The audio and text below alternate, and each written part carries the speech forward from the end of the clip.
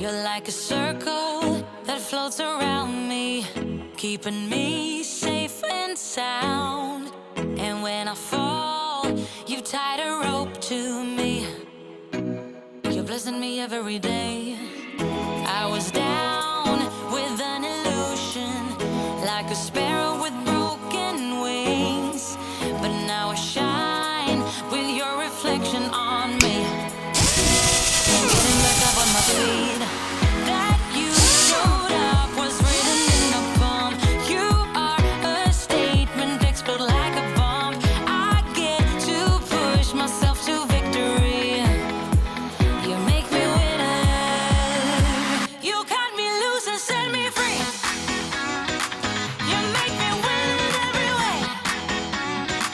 You showed me how to spread my wings. Yes, I'm the winner of the day. Hello YouTubers, welcome to episode number... And I have just woken up from a little nap, not exactly right there, but a little bit earlier, as I'm a little bit tired from the big cycle today, hence the little intro of my bicycle. I was going to film the ride, but I thought, instead of just a time lapse of 2.5 hours or whatever it was, I'm just gonna stick with a little bit of slow-mo, little bit of an intro, and then I'm gonna just talk a little bit about. So today I was gonna just talk about cross-training and whatnot, but I think I'm gonna leave that to another vlog because I got a text from one of my friends, David Kirk. He was just asking if he could cycle with us on the next cycle, and then he was just talking about his business. He is the CEO of Passle. It's like a vlogging internet company. Probably didn't do that justice, DK. But he was basically talking about how he's doing, like big things coming up, and then he was just saying, I'm realizing I need to educate myself more, so trying to do some personal development. And I mean, that's what this is my vlogging, this is part of my personal development, and a lot of the guys that train on the national team as well, these guys also face the issues or the struggles. Is okay, just as anybody does, you're doing one thing, say your job, so whether it's for me rowing, or you're a marketing director and you're in charge of 200 people and you're trying to get them to do the right thing or get the business going. But what if you want to develop yourself further? How do you, one, do that? How do you, two, not get stuck in a rut where your personal development is just staying static for, can be years at a time? And three, how do you find the time to do it as well? Especially when you're working silly hours, like 70 hours, 80 hours a week, or just struggling to find the time to get time for yourself. So I'm going to put the camera steady somewhere because obviously I like using my hands, and we're going to discuss this a little bit. Okay. Camera's upside down, camera's still, I get to use my hands, and we're going to talk about the three things I just said, probably other things as well. I've got my shiny shoulder shirt on. I'm going to talk about how to personally develop yourself, how to not get stuck in a personal development rut, and how to find the time to develop personally. I think starting number one. Okay. The reason for this episode, or the change of tact from what I was going to talk about cross-training since I had a bike today, to this was because of the texting and the talking with DK. We were just talking away about how he's doing in his personal development, and I was just saying, your personal development and like your work, it's just a constant balance between the two, because most likely, if you do those two things, if you take a course, if you decide I'm going to pick up the vlogs, or if you decide to pick up a new language, to read more, that is taking up more of your time. That is taking up time in which you're using the previous day for something else, whether that's a productive thing or not. You are using that thing. So if I want to read more, I'm going to have to stop watching TV or start watching TV less. Let's say you've got a job that takes pretty much all of your day. So you leave early in the morning and then you get back late at night. So really you've only got a couple of hours, maybe 3 hours before you go to sleep, and then it's the next day. So with those 3 hours, you want to go to the gym, you want to read a book, you want to relax even, eat some food, and then go to bed. And so that makes it really difficult to find the time to personally develop. And so I said this to DK, he said, that's a good point, and then said, he was asking me if I had any tips on that balance. It was like, if you have the motivation to research and to personally develop yourself, like I think he has just now when he was talking about it, take advantage of that opportunity that you've got in your head and your heart, because that's when you need to get the process started. It really makes it a lot easier to start the process when you have that motivation. And then once the ball is rolling, once you're in that habit of whether it is reading a book, whether it is going to a course, whether it's online or at a uni or something else, like it is much easier to do. But it is the starting of the process which is very difficult. Now I'm going to turn it into my personal experience, and it's from a professional athlete experience. A lot of the guys, and it's not just in rowing, it's in a lot of different sports. You see, especially I've been watching a Netflix series called Last Chance U. A lot of those guys, so I row spend a lot of time training. The guys on that Netflix series play football. And so to them, football is everything, American football.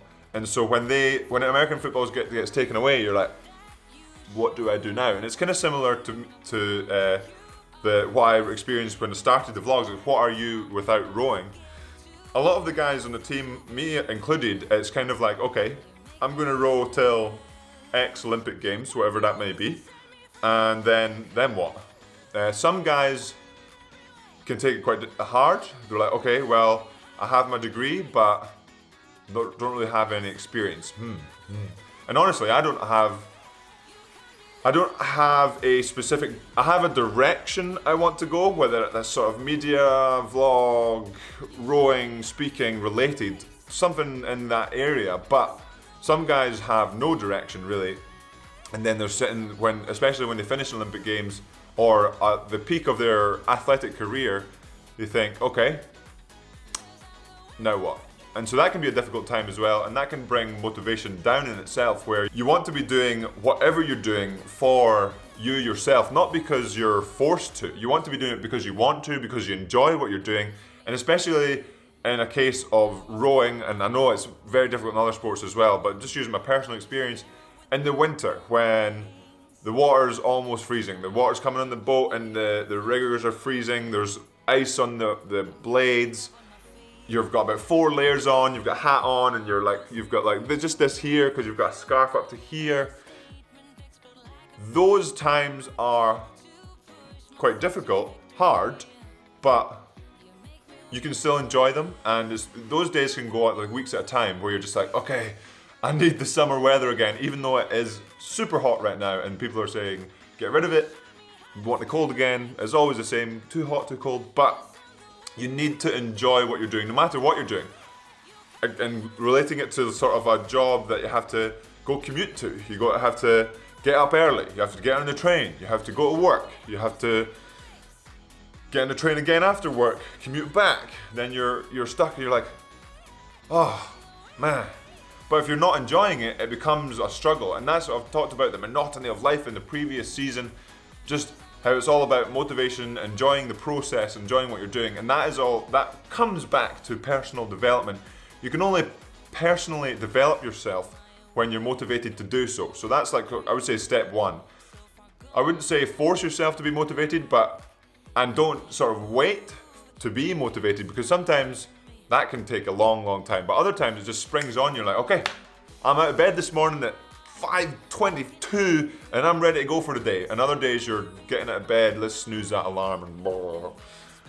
But so wait till you're motivated. But I hesitate to say wait, but it's essentially when you're motivated, take advantage of the situation. Jump on it. So attempt different, develop yourself. What can you do to personally develop yourself? That can vary for everyone. So for me, I essentially work out for a living, so I wouldn't necessarily go and personally develop myself by working out more. I would want to I took a rowing coach's course not long ago. The vlogs, I see that as personally developing myself, even just public speaking.